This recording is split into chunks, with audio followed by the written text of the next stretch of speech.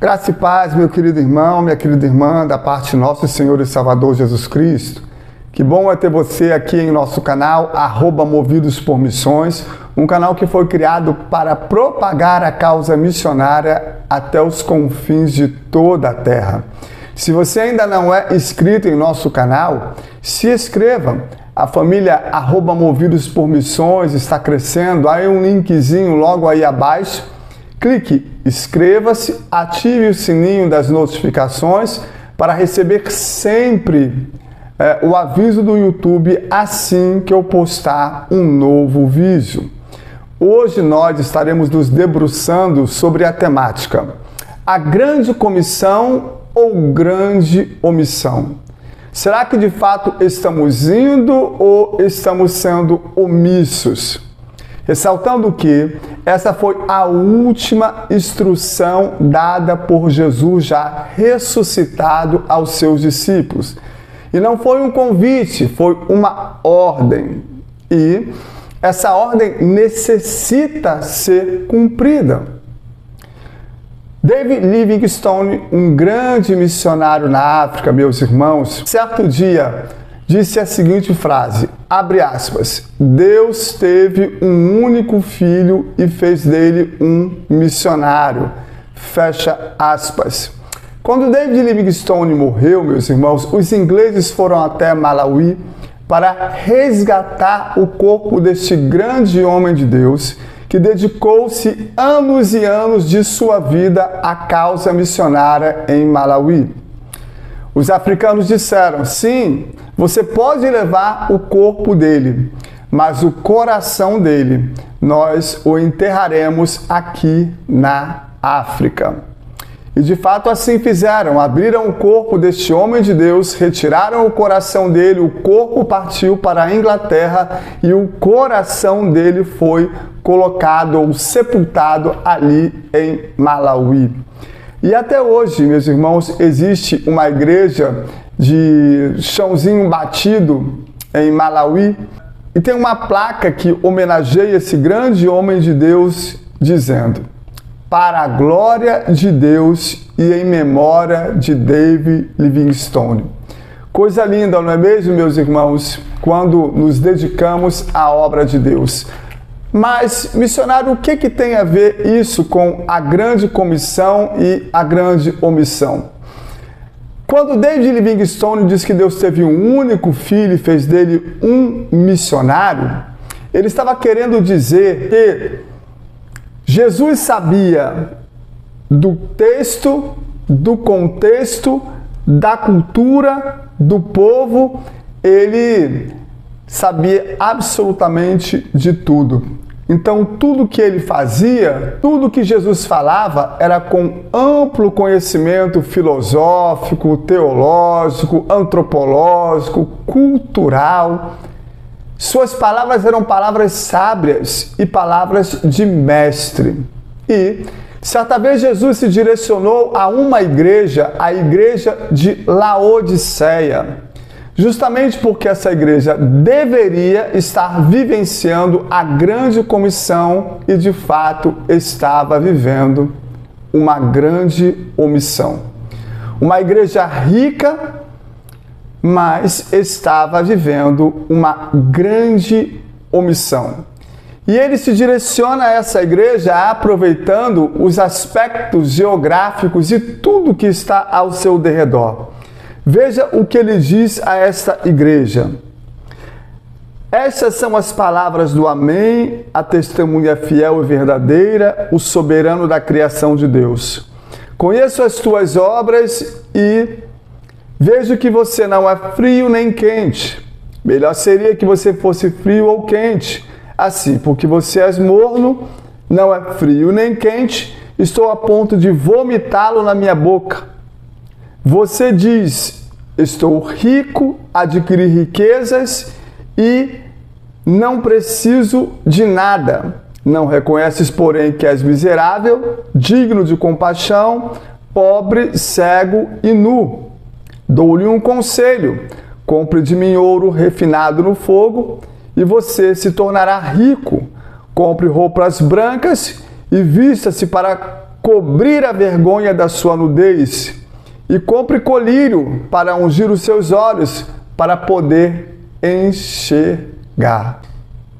Laodiceia ficava entre duas cidades geograficamente falando. Na verdade, era um complexo de cidades, uma distante da outra, aproximadamente 9 quilômetros. Laodiceia, Hierápolis e Colossos.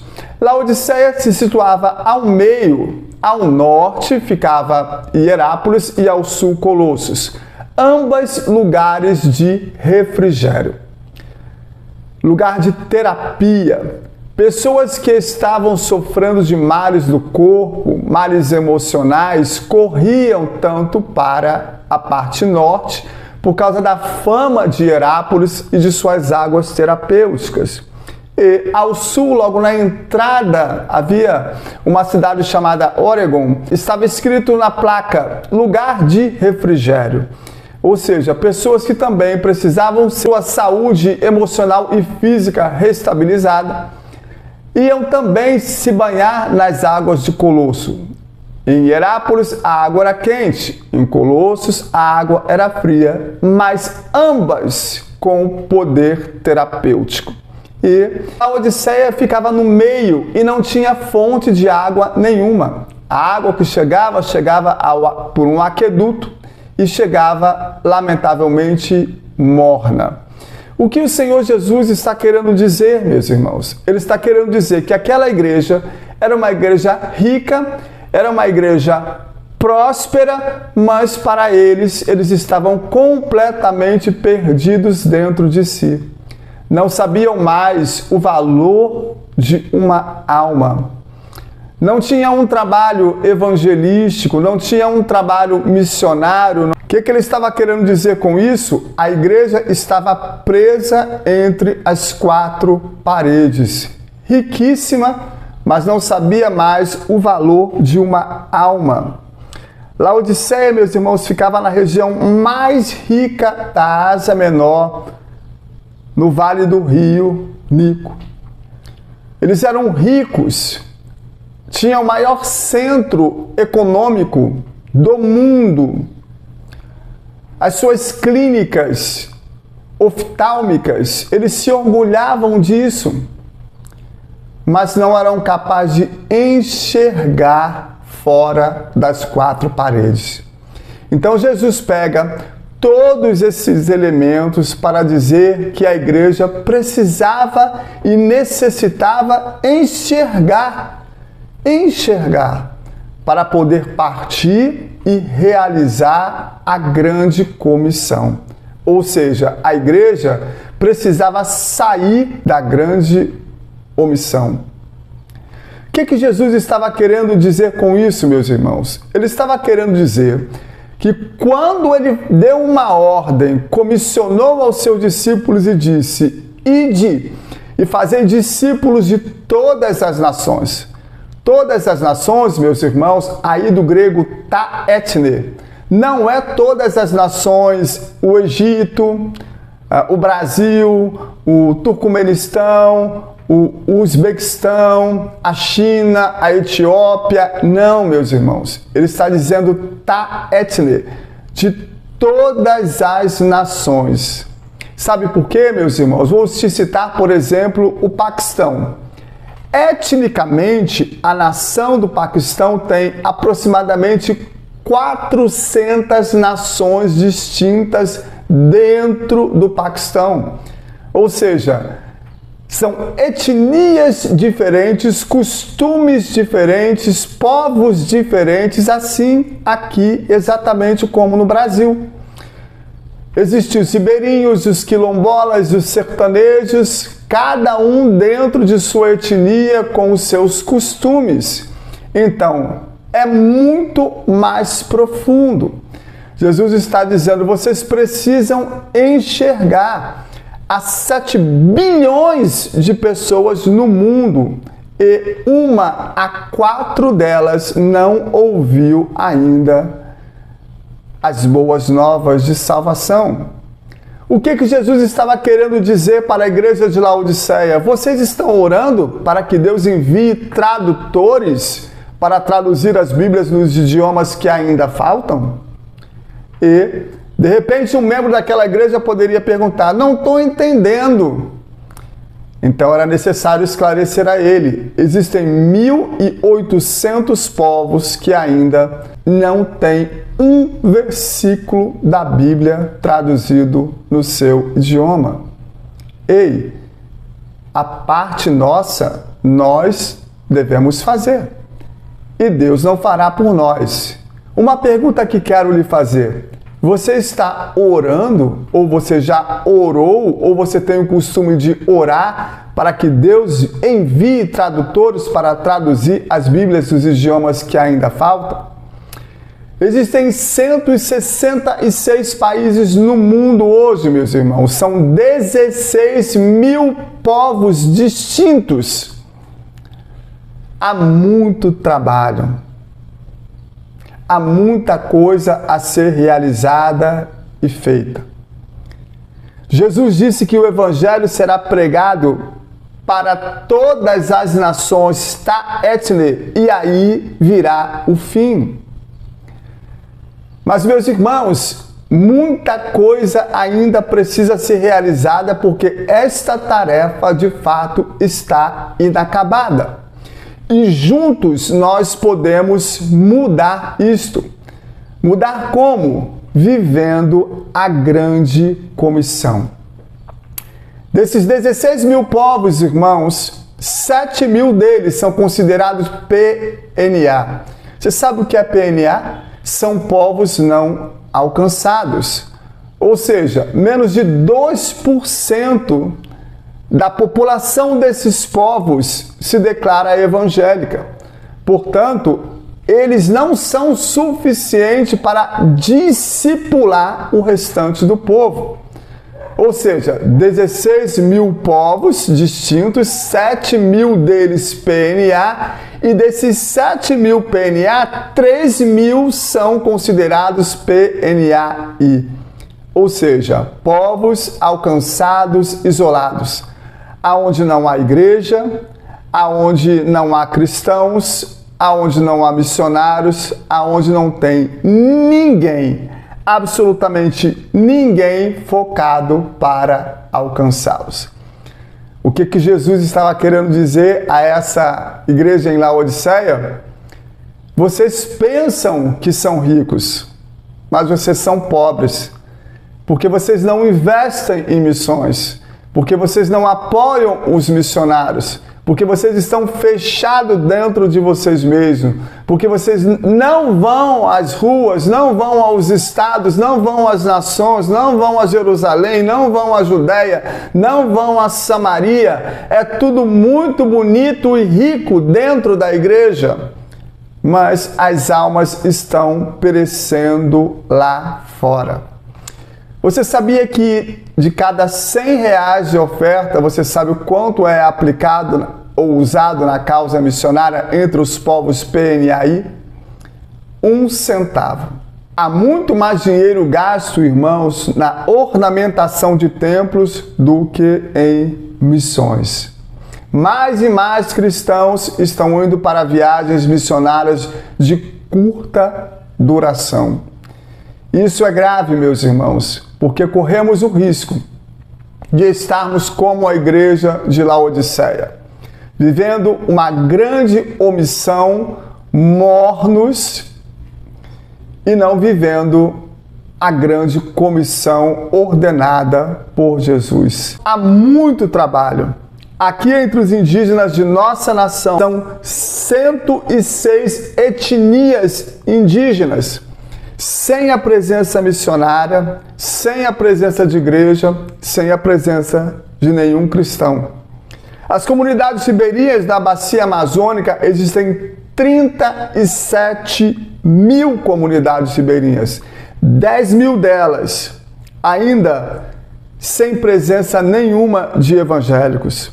Os ciganos, meus irmãos, são vários assentamentos, meus irmãos, espalhados entre Goiás, Bahia, Minas. Há inúmeros assentamentos desses, são um total de 290. E estima-se que porque vários deles ainda não há nenhuma presença cristã.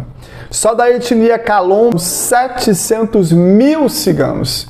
E 1%, menos de 1%, se declara cristão no Senhor Jesus. Os sertanejos estima-se mais ou menos 6 mil assentamentos e vários deles também sem presença evangélica até os dias de hoje.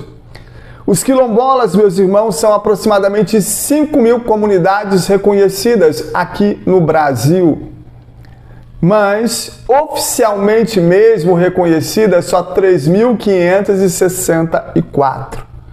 2.849 não são reconhecidas e estima-se que aproximadamente 600 assentamentos desse ainda não possuem presença evangélica.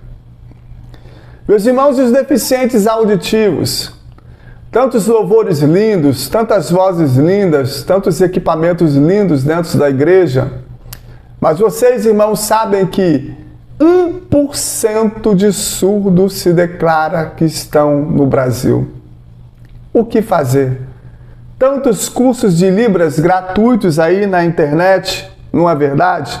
1 a cada 4 pessoas no planeta nunca ouviram falar de Jesus. Eles estão sem a possibilidade de ouvir as boas novas de Cristo, não têm acesso ao Evangelho, não há Bíblias em sua língua, não existem igrejas e nem crentes por perto. 1 de cada 1.800 cristãos servem como missionários transculturais. 3%, meus irmãos, é o que resta de missionários para alcançar aqueles que estão sem chance ou qualquer chance de ouvir as boas novas de salvação. 95% desses povos não alcançados vivem entre 40 graus de latitude e 10 graus de longitude, que se estende do norte da África ao sudeste asiático. É a conhecida janela 1040. Então, meus irmãos, há muita coisa para ser realizada. Há muita coisa para ser feita. Será que estamos vivenciando uma grande comissão de fato ou estamos mergulhados dentro de nossas igrejas vivendo uma grande omissão? Na sua igreja há culto de mobilização missionária? Na sua igreja há pelo menos um culto missionário ao mês? Grande comissão ou grande omissão? A sua igreja tem ofertado aos missionários no campo, suprindo as suas necessidades físicas, emocionais ou espirituais? Uma grande comissão ou grande omissão? A sua igreja ora por missões, ora pelos povos não alcançados, ora pelos cristãos perseguidos, ora pelas traduções das Bíblias? Realiza congressos missionários? Estamos vivendo uma grande comissão ou uma grande omissão? A tarefa está inacabada e juntos nós podemos mudar isto. Essa é a mensagem clara. Jesus está vivo e o seu evangelho necessita e deve ser pregado tá etne. Juntos, eu e você, podemos mudar essa história. Deus abençoe a sua vida, a sua casa, o seu lar, a sua família, no precioso nome de Jesus. Queridos irmãos, nós estamos com o nosso produto digital, um e-book. Aí o link vai ficar no descritivo desse vídeo para que você possa adquiri-lo. E ao adquiri-lo, além de você aprender a fazer missão do zero, você estará abençoando a causa missionária. Deus abençoe a sua vida, no precioso nome de Jesus. Amém.